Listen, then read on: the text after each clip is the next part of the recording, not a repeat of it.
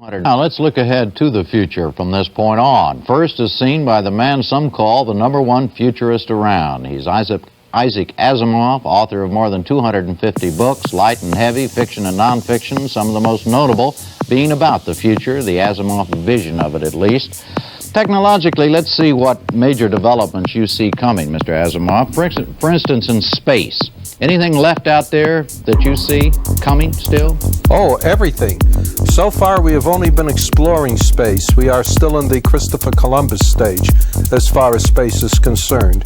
What remains now is to actually make use of space, to get out and stay there more or less permanently, to set up space stations, to build solar power stations, to have laboratories and factories that can do things in space that are difficult or impossible to do on Earth, and eventually to have space settlements in which thousands of people can be housed more or less permanently. Do you think that's actually going to happen, or is that just it's possible to do it, but do you think it's actually going to happen in these next several years? Well, as to whether it's actually going to happen, that's the choice that humanity has to make. We can decide not to do it, but we can also decide to do it because the technology is there. It would be expensive, require a great deal of time, energy, manpower, etc., but on the whole, not as much expense and effort and emotional input as, for instance, to maintain our military machines year after year. If we could put in $500 billion a year on space instead of on military machines, there are almost no limits to what we can do. What's the point of it? What's the point of doing all that? Well, for one thing, we'll gain new sources of energy, new sources of materials, we'll gain new knowledge, we'll make new technologies possible. We'll be moving out from an Earth which is relatively worn out by thousands of years of human depredations, not vicious depredations necessarily, just the fact we've been living here and making use of its resources into new territory and be able to build a larger and more elaborate civilization, and one which does not depend upon the resources of one world. All right, speaking of what might happen, though, back here on Earth, the computers have really come into their own in the last few years. What do you see ahead for the computer age? Have we crested on that one as well? Oh, no. The computer is at the center of everything. The computer is a problem-solving device. It is a technique that makes it possible to do things that would be utterly impossible without it. We couldn't reach the moon without the computer. We require the computer to handle these spaceships that we're making use of. Everything we do in space, we won't be able to do without banks of computers thinking faster than we possibly can. And in the same way, the advance of robots depends entirely upon the computer. In fact, the simplest way of defining a robot is as a computerized machine. Do you see a time where computers at the basic human level in homes and that sort of thing, that everybody will have a computer, will have to have computers in order to exist and make it down here on Earth? It's not even a matter of having to have, they'll want to. When television first came in 1948, it was easy to predict that everybody would want to have a television set simply because it was primarily used for entertainment. Well, computers are going to be necessary in the house to do a great many things, some in the way of entertainment, some in the way of making life a little easier, and everyone will want it. And the home computer is the wave of the future. What do you see? You mentioned robots, and we saw at the beginning that there were a lot of scary things involved in the 20s in predicting the coming of a robot. What do you see the robot's place being in our future? Well, it's scary, but not for the reasons they always saw it. They saw the robots as being somehow imitation human beings that were vicious and soulless. That's not so. We now know that robots are simply machines that do what they're told to do. But they replace human beings. It's not that they kill them, but they kill their jobs. They'll create more jobs than they kill, but they'll be different jobs. And the people whose jobs are lost may not easily be educable into new jobs. So that we are going to have to accept an important role, society as a whole, in making sure that the transition period from the pre-robotic technology to the post-robotic technology is as painless as possible. We have to make sure that people aren't treated as though they're used up dish rags, that they have to be allowed to live and retain their self-respect. Work has to be found for them. Those who can be educated into new jobs should be. Those who can be transferred, fitted in somewhere else, should be. This is not going to be easy, and the transition period will be starting almost at once. Finally, let me ask you this in a word, Mr. Asimov. When you look ahead to the future, do you see the world in optimistic terms? I mean, you see good things ahead? Would you classify yourself as being an optimistic futurist? I'm a hopeful optimist. In other words, I hope things will be optimistic.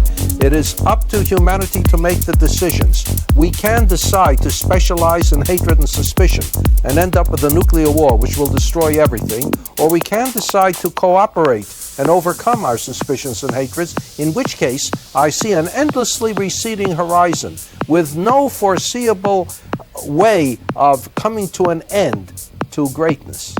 Thank you. The threat of nuclear war, it's something that has very much been in the public mind in the last several months, as you know. I want to start with you and ask what each of you, when you look in your crystal balls, what do you see in that regard? Well, with regard to nuclear war, the first thing I see is that 40 years has passed and no one has had the nerve to start one.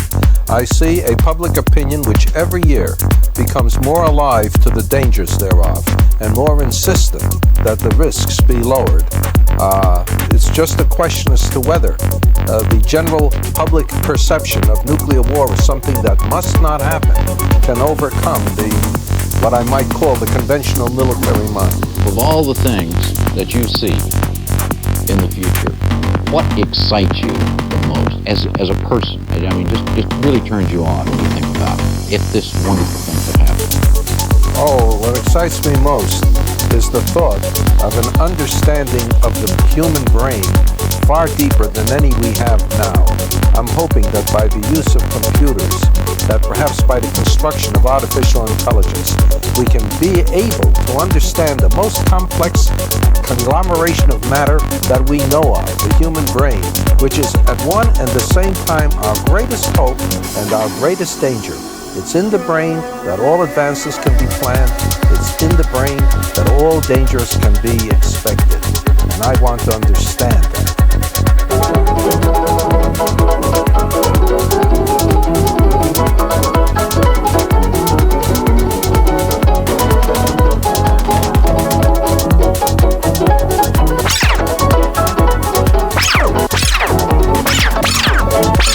In 1902, this was a French filmmaker's fanciful view of the future.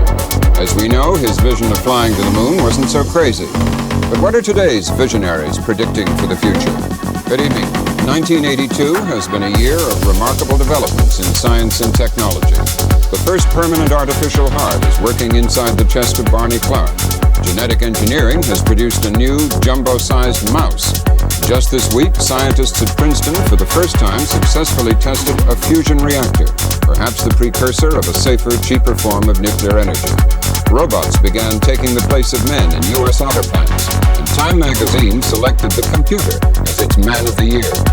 Each one of these advances seemed impossibly romantic only a few decades ago. But as technology advances, so does the art of predicting future advances. And we thought New Year's Eve an appropriate time to look at how accurate some of the visionaries of the past have been and what current futurists see ahead of us. Robin, it's always been a mixed bag when it comes to visionaries and their visions. In the early 1900s, the populace was gripped for a while by wild and scary predictions about mechanical people, robots. The word robot was coined, in fact, in a very downbeat 1921 play called R.U.R., or Russell's Universal Robots, which ended with an Earth occupied only by mechanical people, the humankind having destroyed themselves. A few years later, the German filmmaker Fritz Lang created his vision of Metropolis, where a mad scientist creates a robot to replace enslaved human workers, all of whom would be eliminated as a cost-saving measure. But in 1955, a not-so-mad real-life scientist shared a vision that proved to be right on the mark, remarkably so. The scientist was Werner von Braun, and he did it on a Walt Disney television program called Man in Space. Let's look ahead a few years and see how this might be accomplished.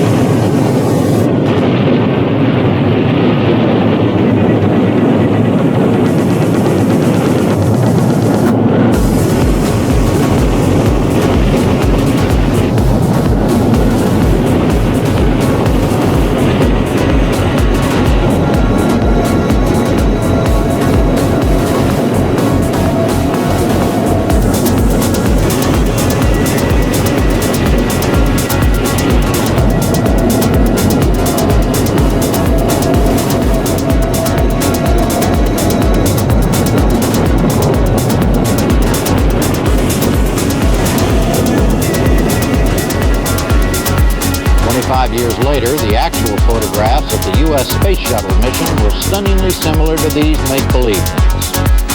In the 1930s, there was a wave of exuberant and sometimes outlandish predictions about what the future would look like. For example, they thought skyscrapers were doomed and would be replaced by vast underground cities. Some thought that flying would become as common as driving, and that we would all have our own personal autoplanes. But some of the predictions came very close to the mark. They envisioned, for example, harnessing the power of the sun for energy, the forerunner to today's solar power. Then there was the projection that one day man would be able to capture movies on common phonograph records. That's only now coming into popular use in today's video discs.